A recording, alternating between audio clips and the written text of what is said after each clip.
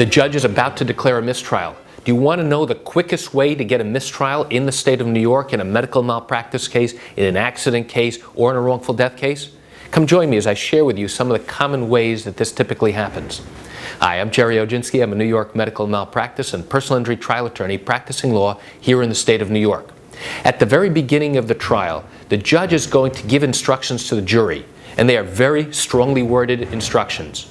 Those instructions say, ladies and gentlemen of the jury, you are not to discuss this case during the time of this lawsuit while you are here listening to testimony. The only time you are to talk about this case is when I have given you the law at the end of the case and now you go back and deliberate. And one of the other instructions the judge will give to the jury is, under no circumstance at any time during this trial are you to go online to search for information about what's happening in this particular case, to learn information about the witnesses, to learn or do your own research about the facts of the case or the medicine involved in the case. Because if you do that, what will happen is you'll now be bringing information from outside the courtroom, from outside the evidence that you're going to be listening to, from outside the witnesses who are going to be testifying, and applying your own knowledge and information based upon your own research.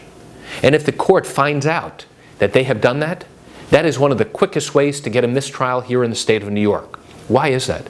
Because now the jury is supplementing their own research and their own information for the information that's going to be coming in at trial through various witnesses, evidence, testimony, and anything else that comes in during the course of the trial.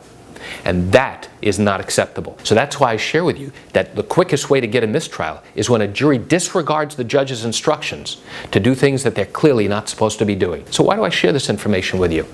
You know, I share it with you just to give you an insight and an understanding into some of the things that go on during the trial process in a medical malpractice case, in an accident case, even a wrongful death case here in the state of New York.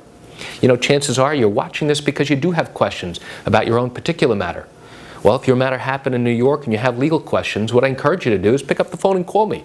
I can answer your legal questions. I do this every single day and I welcome your call. You can reach me at 516-487-8207 or by email at lawmed10@yahoo.com. I'm Gerry Oginski here in New York. Thanks for watching.